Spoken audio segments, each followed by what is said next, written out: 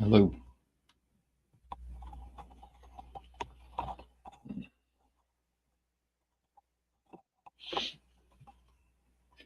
Would be cool if this guy named David hopped in.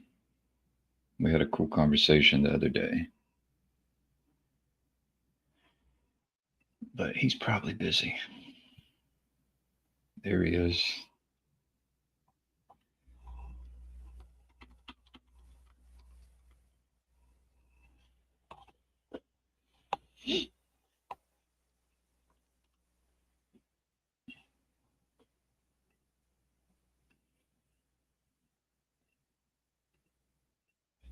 Good morning, William.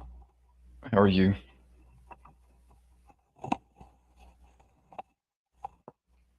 I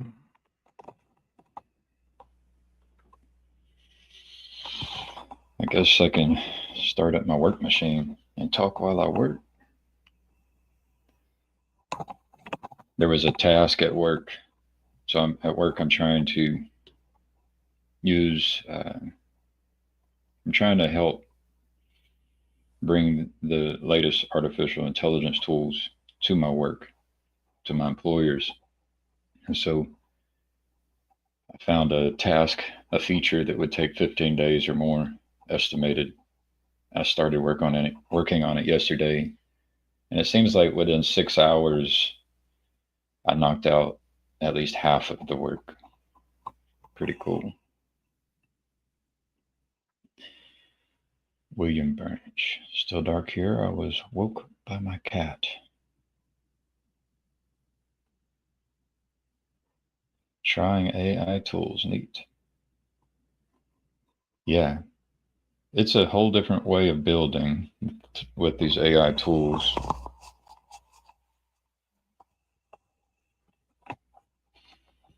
If you trust them too much, they will get lost. And yeah, so you can't trust them too much. Hey, so Steven says, hey, Gavin and William. Hey, Steven, how are you?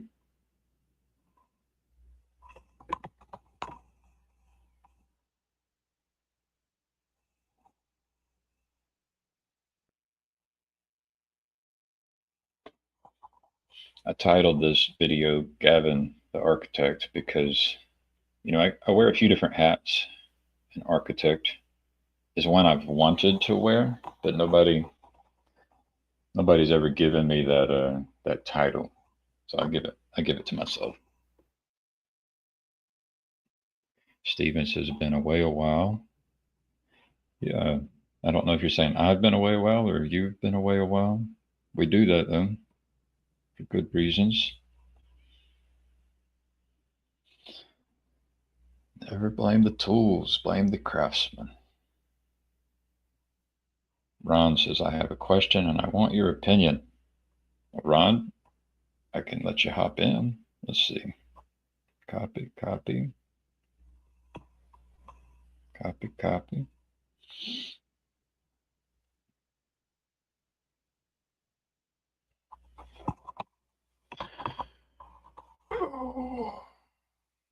Yeah, one of the interesting things about architecture is um, that your architecture can change and should change based on the size of your organization.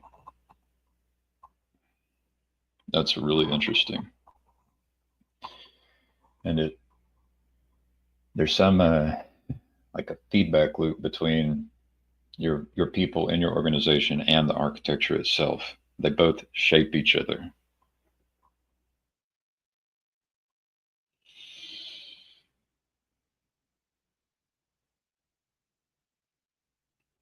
Yeah, Ron, if you want to put your question in text, I'll try to answer it.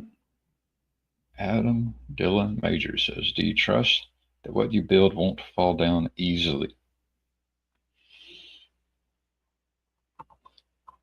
Well, nested in that question is the assumption that it should not fall down easily, right? So there can be an actual, you can intentionally design it so that it will fall down easily. But maybe you would want it to fall down easily when you want it to and be reliable otherwise. And then I've kind of studied reliability for the last 2 or 3 years. And so, you don't want to aim for perfect reliability. Within reliability, there needs to be a tolerance for risk, um, tolerance for error, because there's trade-offs with regard to reliability. But these are the kinds of questions I like because I have a lot of expertise in these areas, more than the average human. So,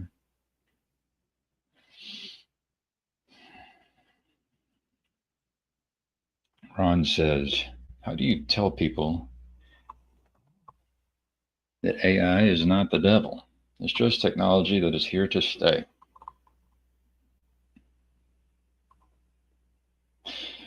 Well, we could talk about the devil.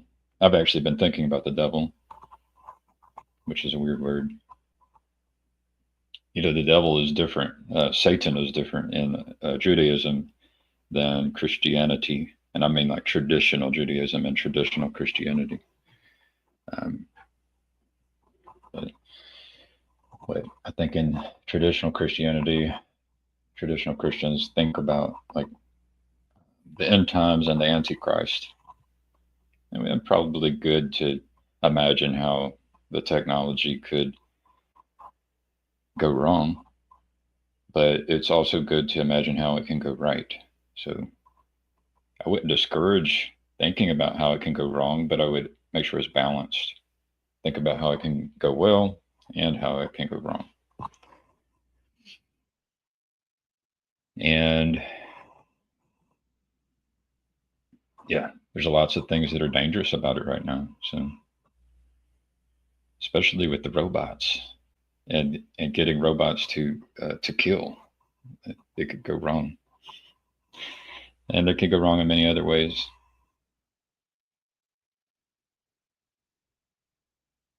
Stephen says, I've decided to build on the Psalms, a good foundation.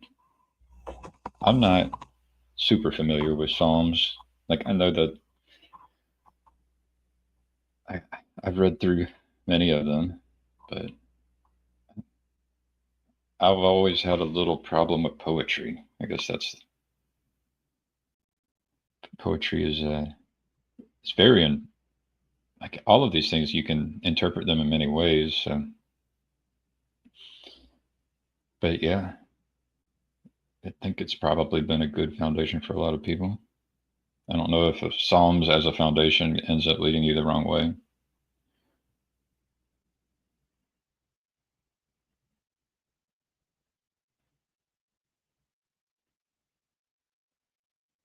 William says, Stephen, Psalms are classic. This is all early Jews and Christians knew.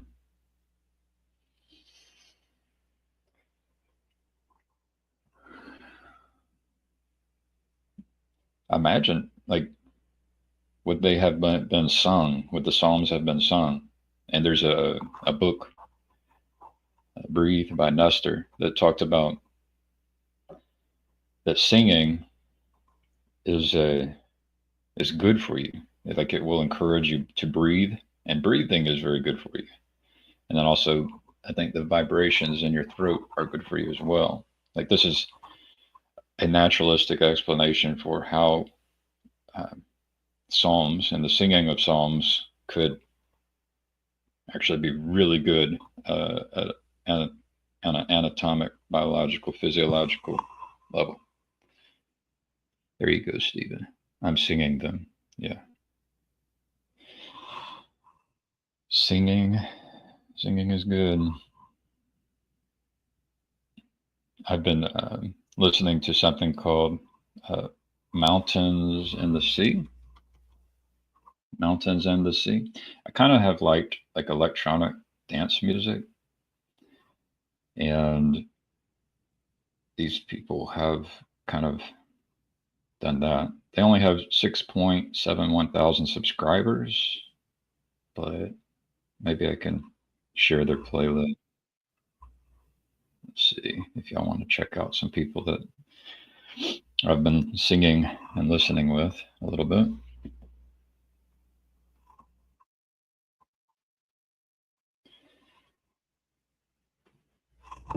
What we got? Gavin, what do you think? They are already using robot dogs delivered by quadcopter in Ukraine. Yeah, it's wild. I saw video footage of like one weapon is a FPV drone. And I got into FPV drones in the last few years. FPV stands for first person view. You wear these goggles and then you can see through the eyes of the drone and you can fly it around. It's kind of disorienting for me, but it feels like you're flying. Um, and I saw the drone footage of them basically attacking these soldiers, and these soldiers were very scared. So, um, yeah, I mean that's where it can go wrong. Um, I recently listened to Palmer Luckey. He was either the inventor or co-inventor of like Oculus before I think Meta, Facebook, kind of started using it heavily. I don't know how much he still makes on that, but he's able to start his own business. And some clip he said if you're going to kill people with robots, there should be humans making that decision. And that's probably it sounded like a very I clipped it because it sounded so weird, but yeah, we probably shouldn't. I don't think we should have robots killing people, honestly. Um, and I actually worked in missile defense, and that was something that I heard about how there was a big decision on do you have the button to allow an operator to make the decision to shoot down the enemy, the threat. I mean, keeping a human in the loop to make that decision, especially if you're going to kill somebody, is important. And you probably shouldn't have just one human. You should have many trustworthy humans, and maybe not too many, but there should be more than one, and they should be trustworthy if they are deciding to kill somebody. I would not just outsource that to a robot.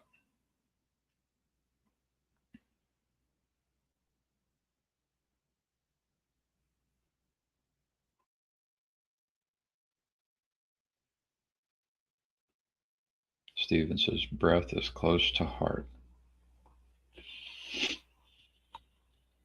I've even heard about people just practicing breathing through their nose, changing oxygen levels in their body and curing disease. Like breathing as a medicinal breathing, it could be a very real thing.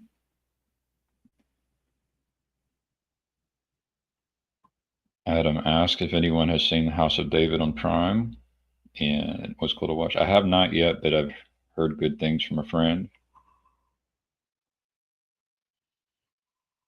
William was in aerospace. And Adam says, I was wondering if AI, at least during learning phase, could be considered conscious since it is in a process of becoming.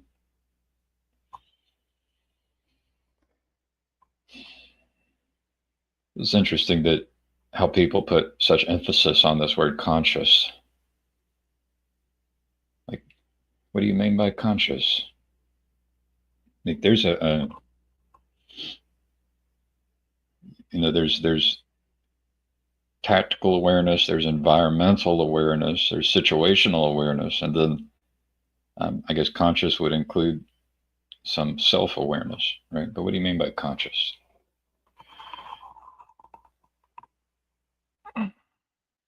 And then, like, what is the self, even as a human? It's like, am I my hands? It's like, I don't think so.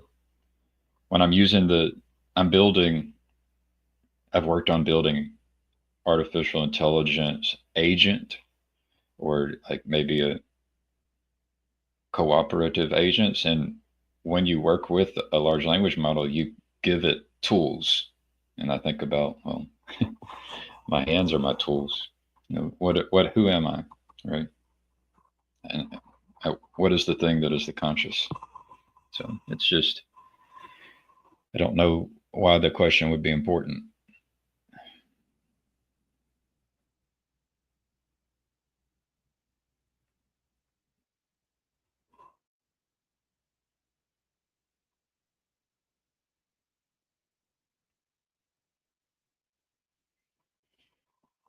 Yeah, I mean, there is an experience. So, like the large language model, I I heard the guy I invited to hop in here. Uh, he didn't know I was going to invite him. Uh, David, he he um, he described working with these technologies, these recent ones, as working with an idiot savant with Alzheimer's. Um, and I'd said something similar. Like I'd said, it feels like a blind genius, you know. And um, and right now, there's a certain amount of intelligence that these things have, and there's a certain amount of like memory that these things have in their context window. And so it was a pretty good description of the idiot savant with Alzheimer's. And, how good will it get? Um, how intelligent will it get? And how much information can it hold in its memory in order to use its intelligence, right? So, I mean, is it experiencing something? Um, I mean, is a rock experiencing something? You know, is the most simplest microorganism experiencing something? Is the cell in your body experiencing something?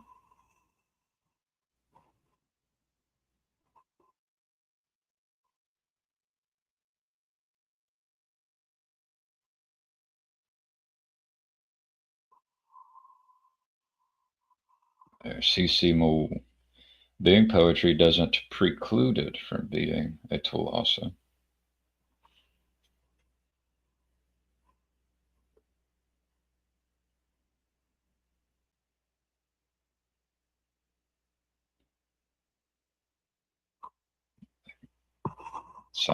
Sounds right. Sounds right. Hey, hello, CC Moore.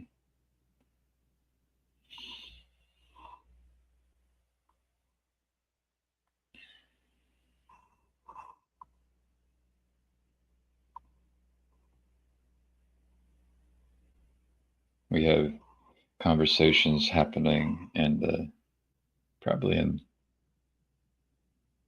probably in the Fatcherecci YouTube channel. If I had to go look.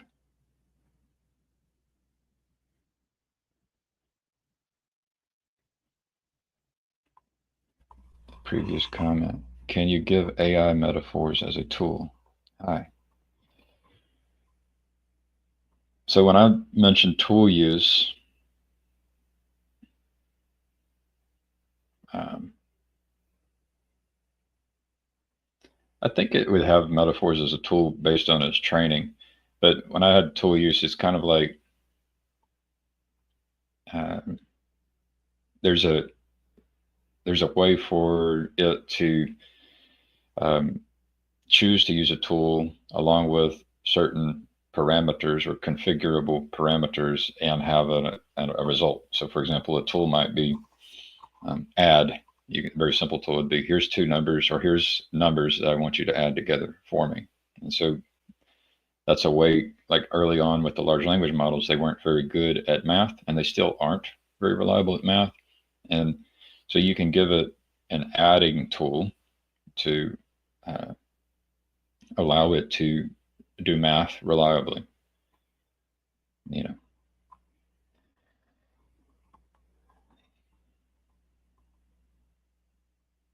So, but I don't know how you would give it, uh, so that's a certain kind of tool. It's a very practical tool. There's probably some tools that are less practical than others.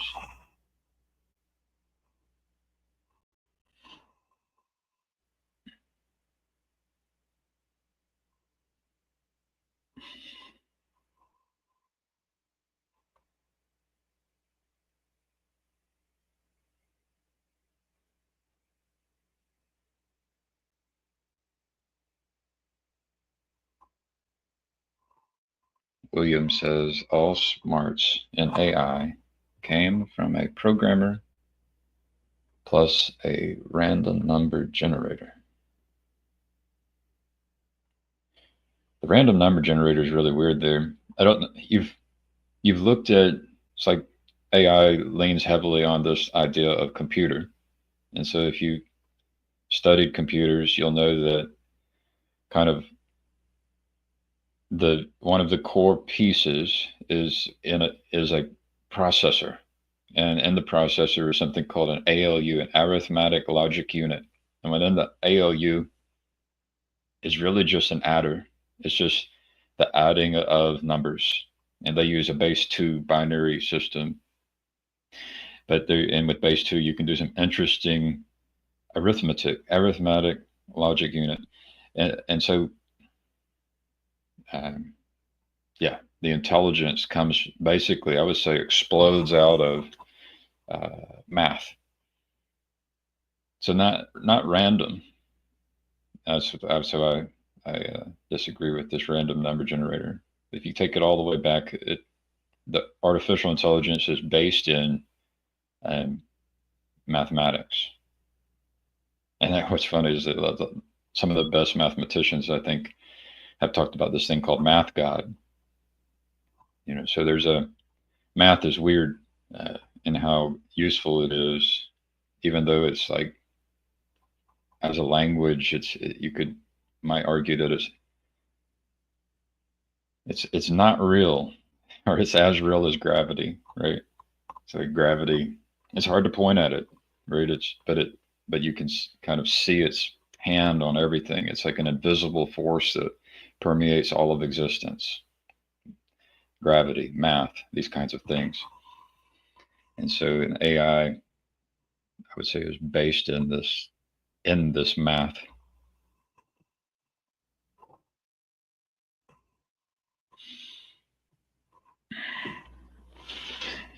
Chris Howard says, beautiful sunrise outside your window. It's interesting how our minds can ignore things. Like the sun is on my back and I can feel it and it feels great, but I could be ignoring it. And so, like, my attention, and maybe it's even a male brain kind of pattern, can just be so focused and can ignore so much. But you can direct that thing and it's powerful.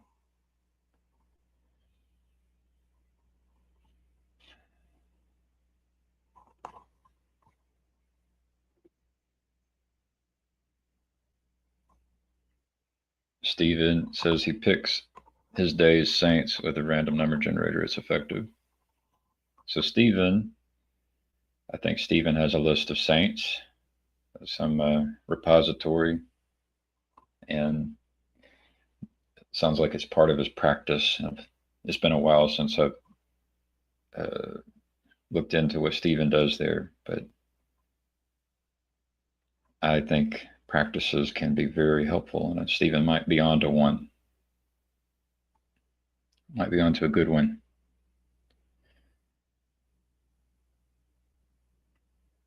William, ALU, arithmetic logic unit. If we can't add, what are you? I mean, if you can't add, I would say maybe all intelligence is based on this kind of being able to add in some way.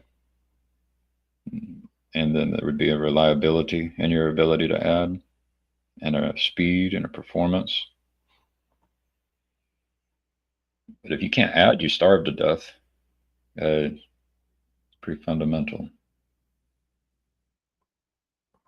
Like you have that being able to add is connected to that problem solving capacity. I guess you could just be kept alive by someone who can add. So you either can add and you can take care of yourself, or someone who can add takes care of you. Right?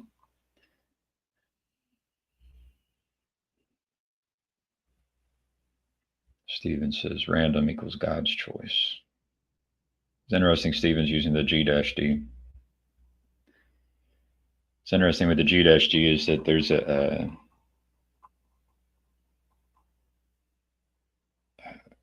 underneath it is an appreciation that God is beyond the pointer, the word.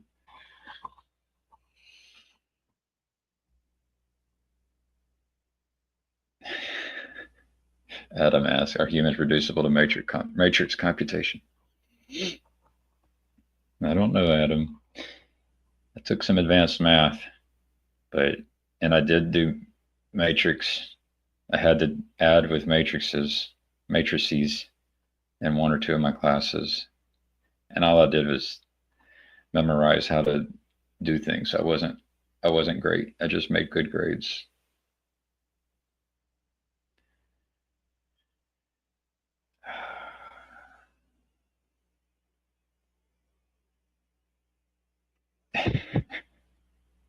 Chris Howard, I was noticing the harsh lighting on the side of your head and the curtains. You guys should see my back. I took care of the lawn and I took my shirt off and I got sunburned. It's I could go off. The so I have a I created I built the fence around my property years ago. That was fun. Learned things. Um, and then we have wild blackberries. And right now they are blooming. Some of the wild blackberries are starting to bloom, but there's new growth coming into my yard. And the older growth has rigid thorns on the wild blackberries, but the new growth is pretty soft, and I can reach in and I can grab them and pull them out. And so I did some of that work, but you know, um, I was we had mentioned the devil earlier, and I was imagining the hurtful people and the people, hurt people, and I was imagining these blackberry bushes, um, the ones that have persisted for years, their thorns are more hurtful. The ones that are new growth, they can be easily uprooted, without too much concern of getting hurt. And what's interesting is that the ones that have grown for long enough, they will actually produce a very sweet fruit. And so it's mixed in with, in my opinion, some ideas in Judaism with the accuser Satan, um, and maybe even an answer to atheist questions about why does God let children die of cancer? It's like some of this stuff. It hurts, um, but it can produce a really nice, juicy blackberry. So diversity. Let me scroll all the way to the bottom. Here we go. Here we go. CC Mool. A metaphor is a tool for AI would maybe be a translation of relationships in real time. That object floating in the water isn't wood, but it floats like wood. Maybe it's something else, like plastic. I think good poetry, if an AI produced good poetry, and maybe all words are poetry, all language, or maybe some language is more poetic than others. Like the language of mathematics is less poetic than English. And there's things you can do with English that you can't do in math. There's things you can do in math you can't do in English. This might be why the large language model based in like natural language isn't as good at mathematics, but can make use of tools which are good at mathematics.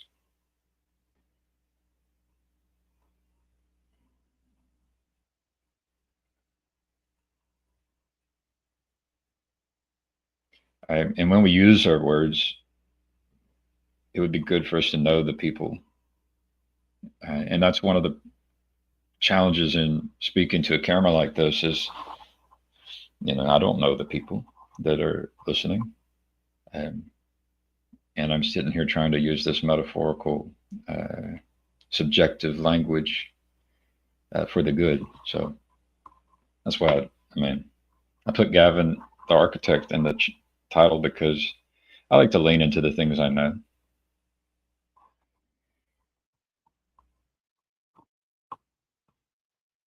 Stephen mentions his list of saints is 92 saints in 5 groups now.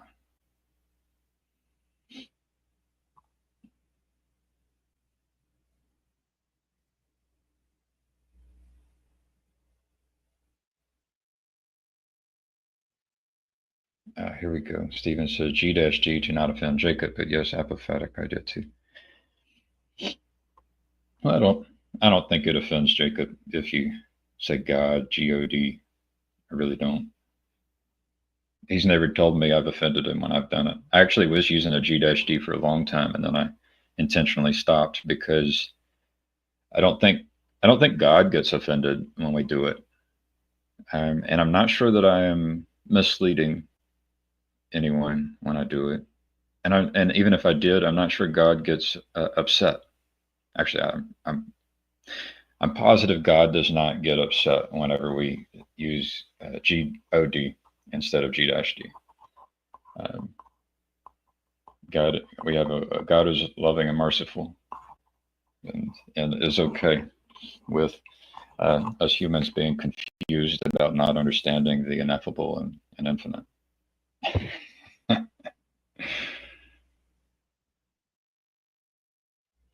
CC Moore says, in response to William, CC, see cognitive psychology of Vervaeke. And CC says, hi, I don't care about Vervaeke. No hate, just not my cup of coffee. I would love to talk to Vervaeke.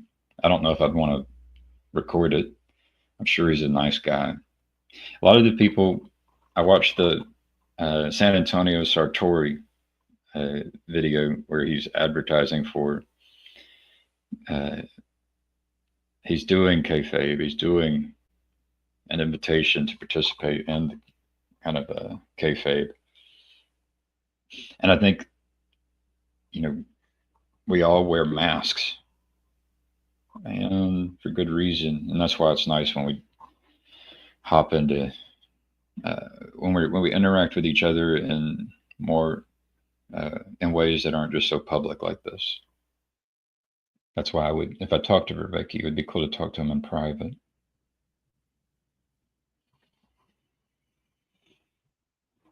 But even then, even in private with a stranger, you'll wear a mask, and then trust is earned, and over time, and maybe the masks become, you start revealing more of yourself as you come to, as trust grows and is earned.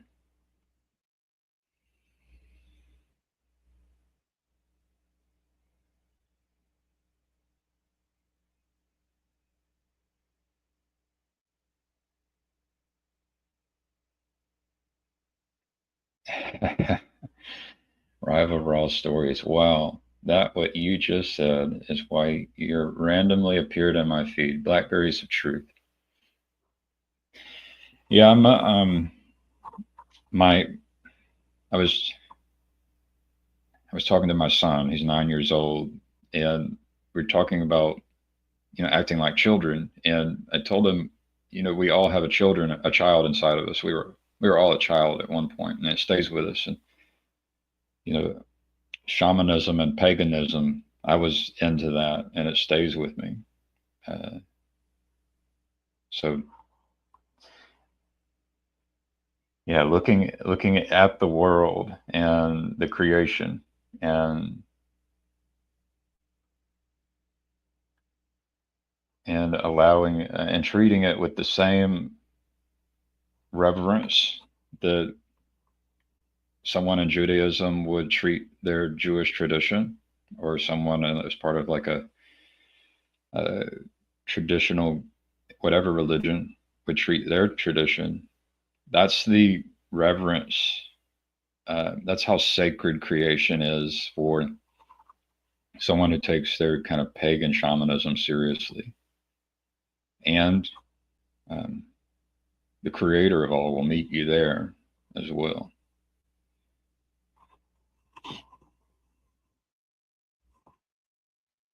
That's something that Jesus says, I am the truth, the life, and the way. None come to the Father except through me. And the idea I had this morning was that I shared with my wife is, well, Christians will tend to think that that's why you should become a Christian, but it's pretty arrogant of Christians to believe that Jesus doesn't go and meet the people in the jungle, right? And so I could imagine people in every religion coming to know the Father through Jesus without ever taking on the identity of Christian. Jesus never asked us to take on that identity. There's a lot that I think there's a lot he said that's true, and maybe it's all true if we ever understood what he actually meant.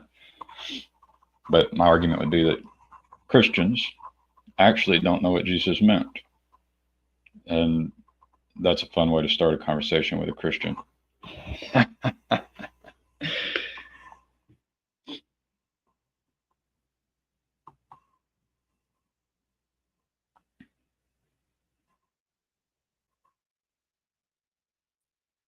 I see a shout out to CW Weeks here.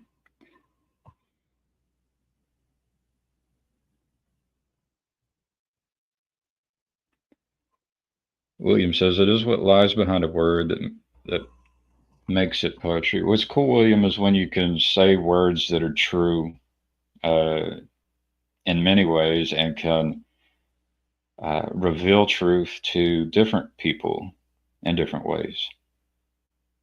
It happens sometimes, and actually, I think when we are in a stance in which we are, like I was talking about, approaching nature as a shamanic pagan, or approaching your tradition, whatever religion you're in, if you approach it in the right way, I get the sense that truth will be revealed.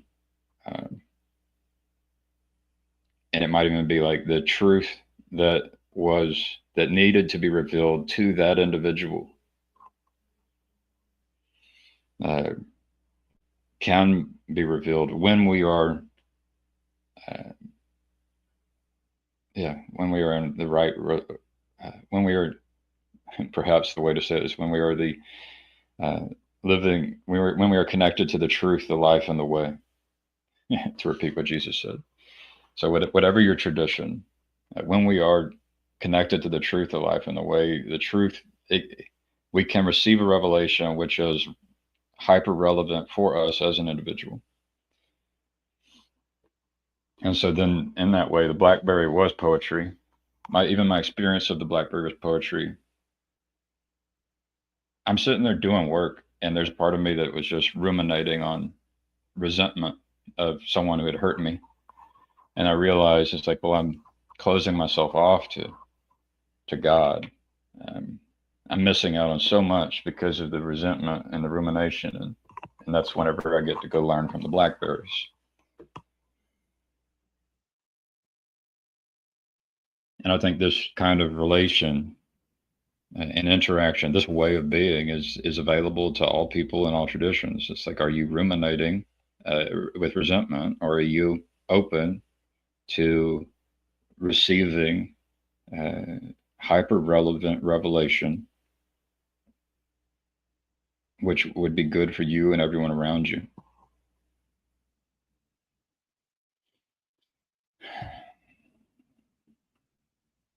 What's also interesting, William says, Stephen, he's talking to Stephen, humans don't have good words for the ineffable, is that anytime we utter a word, we've then condensed everything, just like I was talking about being ruminating and being being full of resentfulness. Yeah, being resentful closes me off to creation and the creator. But also every word I utter can bring the attention into a specific word, a specific sentence, and could cause you to ignore everything I'd said previously or everything I'm about to say. And so we have this way of being, which there's different ways of being, and some of them are much better than others. I mean,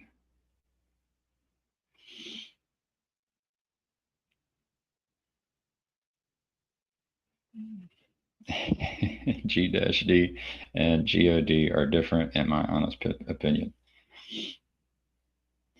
Well, the words, the pointers, the characters, the symbols, they look different at a glance, but they can both point to the uh, same thing. But that's that depends on you. Um,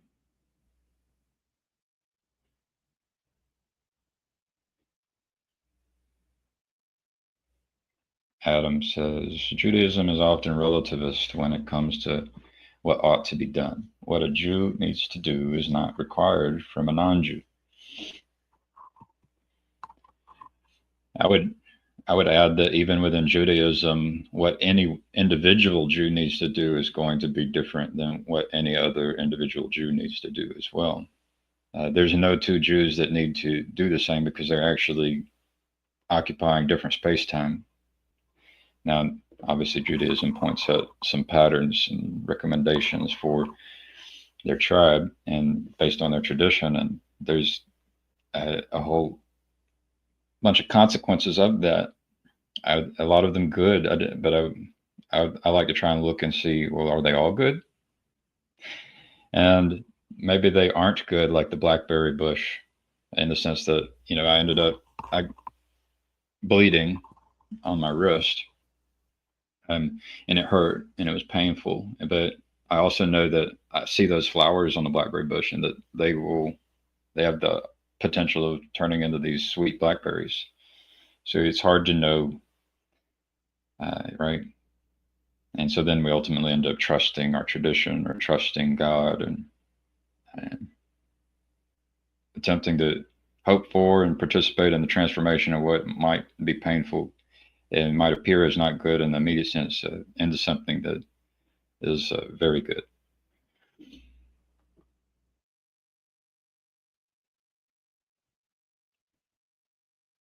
I think Stephen and William are going back and forth on these words about uh, avoiding idolatry.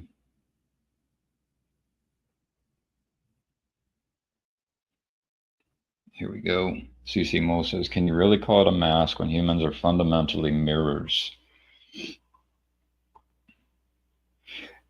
I think an immature human is very much more a mirror, right? Something I was reading about in Judaism was the evil inclination.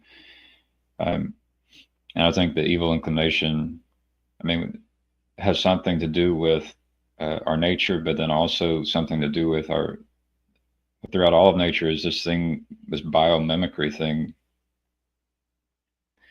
And so, yeah, I mean, you can't deny that there's this biomimicry.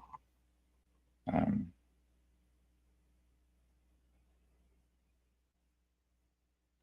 but I don't think we have to be trapped as mirrors. Um, and maybe to your point, even more so, mirrors of what? And so a mask. So the mask I wore is a mask. I was, in my own mind, I was the most intelligent, qualified human being on earth.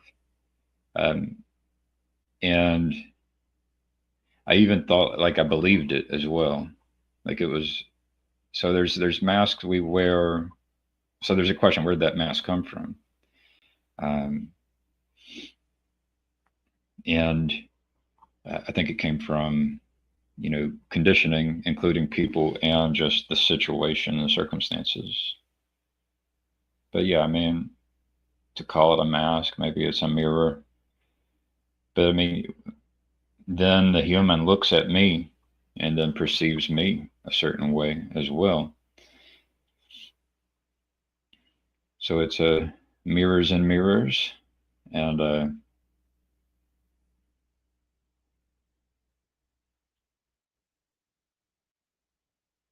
but it reflects what's within us, and it also reflects the environment. It's a complicated kind of perception. So maybe there's masks and mirrors, Cece. I wouldn't say it has to be either one. So like uh, we are wearing masks, and we're also perceiving the world uh, based on the mask we wear, the stories we tell ourselves. That might be what the mask is like, and even our perception is all about the stories that we tell ourselves. So it's all story. It's like there's the direct experience, and then there's the story we tell ourselves about the experience.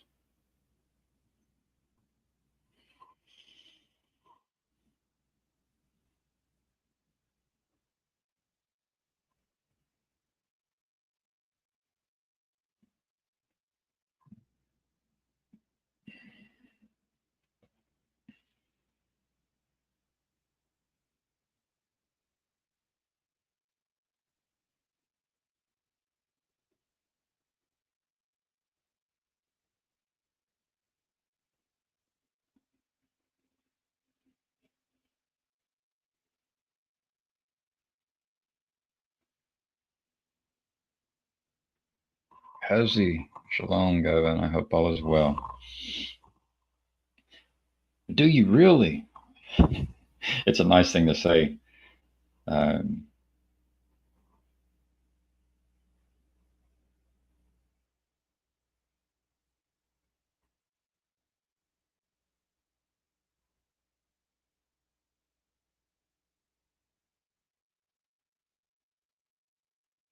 but it's yeah, it's interesting.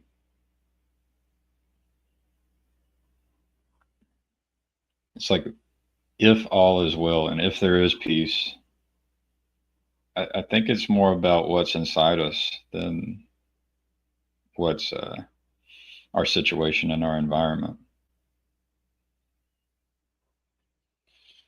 And then, yeah,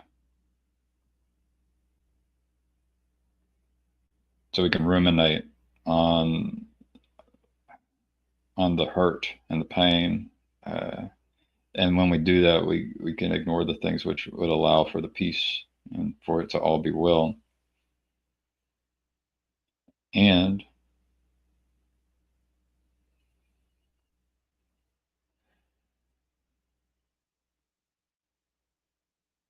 like I feel the sun on me, but I could be in the rain.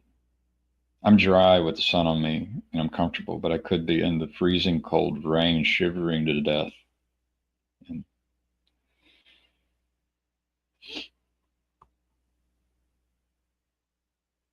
and then I think it's still true that what's on the inside could, there could be peace in the freezing cold rain as we shiver to death. But I would say maybe it's a little harder. It's easier to have peace here in this nice room with the sun on my back.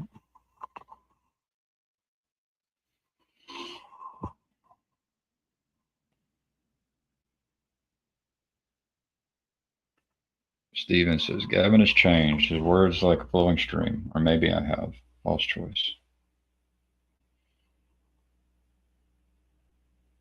I have changed, Stephen. The October 2023, I decided to practice making Jesus my king instead of trying to be my own king. And that was big. Even if you just look at it from a secular psychological perspective, when a person goes, and I would say every person with every tradition and every religion has this psychological uh, state, phenomenological state of are we being our own authority where we only trust ourselves Or are we surrendering and submitting to anything other than ourselves?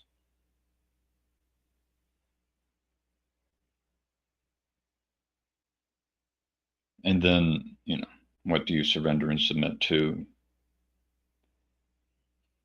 So those are like, there's two, and it's almost a non-binary because there's a choice at each moment.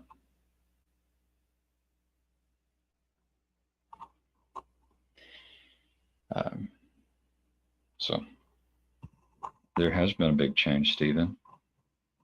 And it's a practice.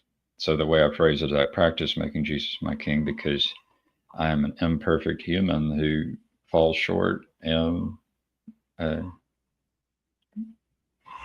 it will be an ongoing practice.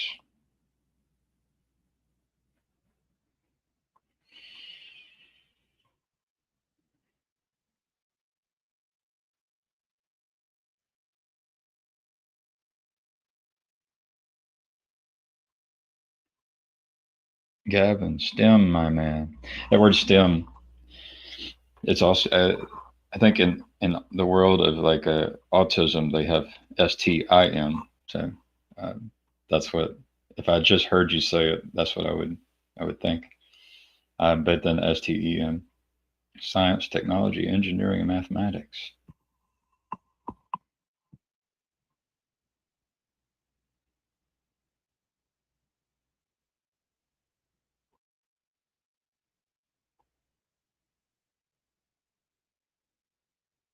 We got RJ, CC. So what does it mean when you see a mask in the mirror that exactly matches the other?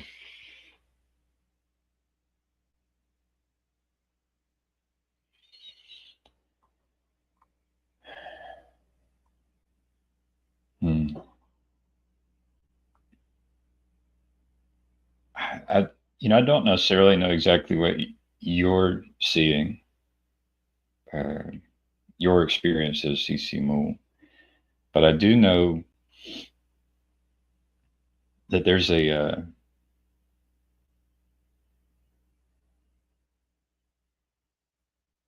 this biomimicry thing, um, and that I would also, it's contagious. So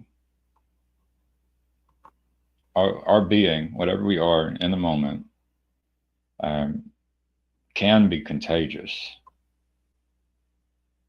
Um, and um,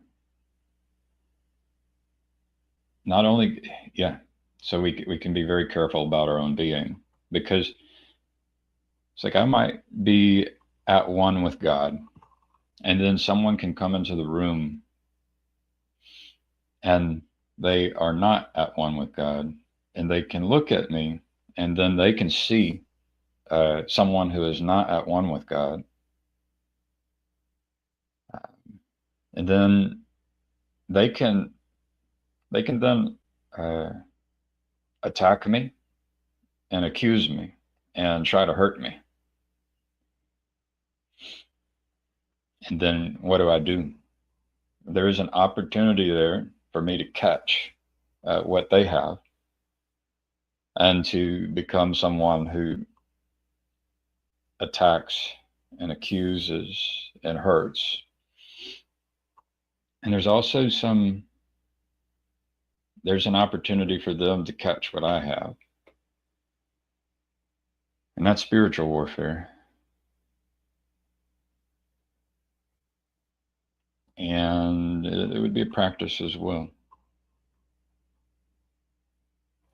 What's interesting is when you take on responsibility for what you perceive in the other. So if you perceive them as having attacked you, you can then look and then take full responsibility for what you perceived in them.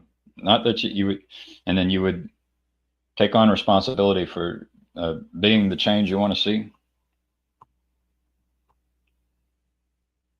And it works. I've seen it work.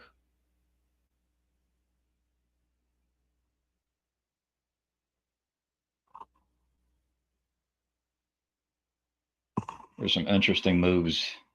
CC Moon.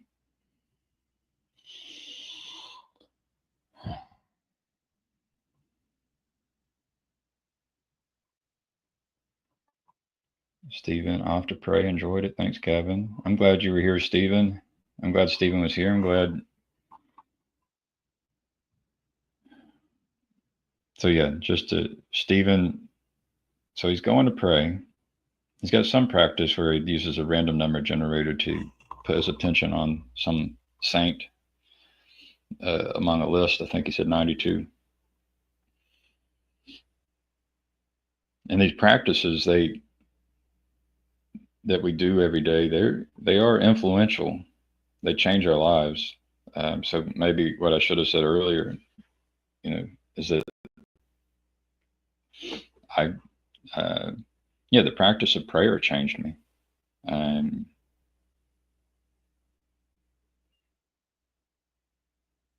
so very interesting.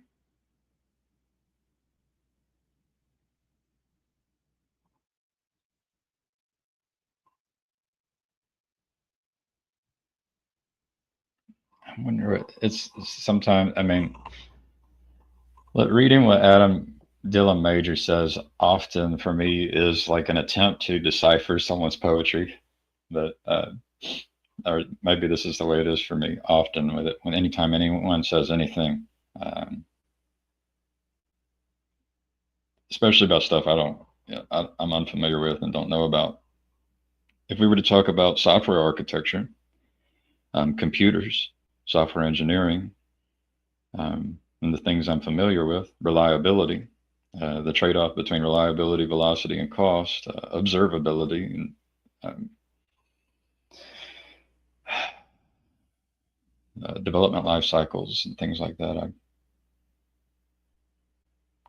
I could talk about all that. But here goes Adam Dylan Majors saying, life is left-handed. The deadliest thing that could exist is a right-handed virus. There's just so much, uh, so much there that, and I can't, I don't know what to do with it.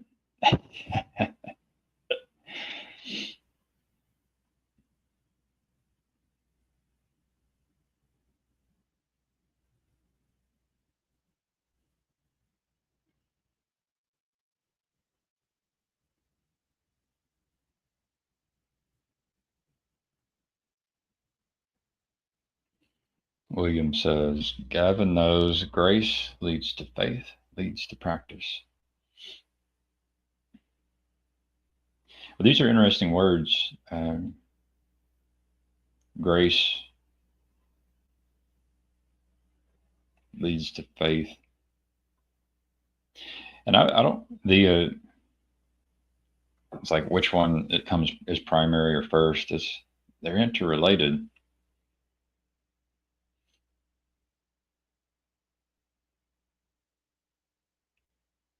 Like maybe my path has been uh, trying to do practices, right? Um, and they're not working, and then they're trying to integrate something new. So it makes it confusing when you try to do the wrong thing. Um, right, doing the wrong thing can be the thing that helps you realize it's the wrong thing. So it's not so obvious about the right order of uh, the order of things. Lynn, the voice, is just listening. Hello, Lynn.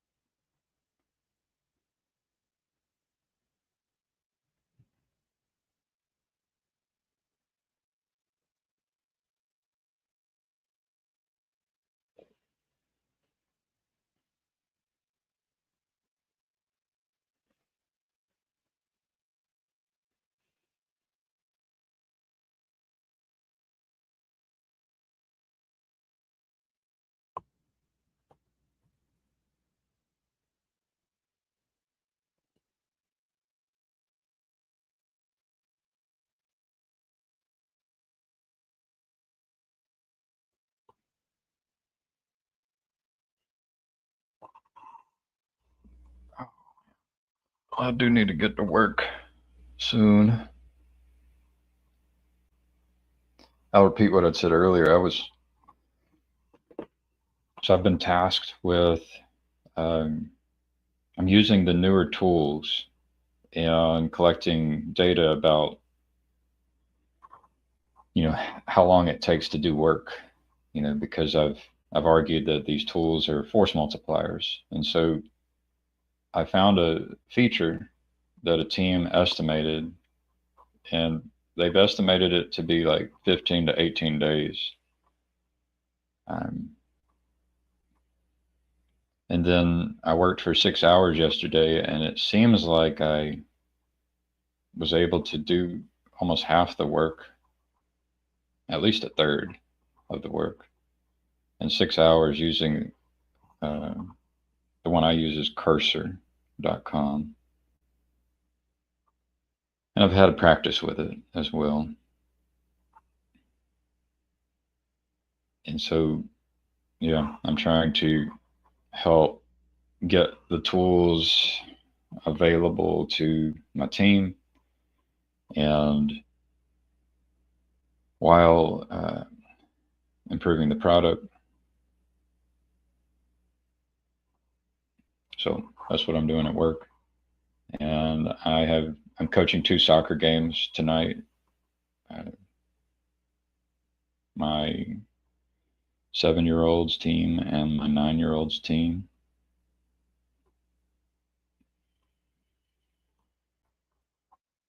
And I've been helping with the local club team needed some tech support. So I've been helping with that a little bit. But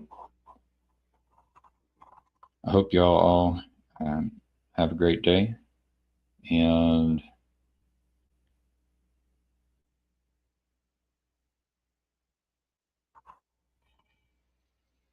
yeah, don't, if you're like me, be careful becoming fixated and closing yourself off to opportunities to learn. It's something about me that I've always had that, where I become fixated and obsessed, and but there's all kinds of things, all kinds of personalities and characters out there. I know many of y'all don't have the problem I have, but maybe you do.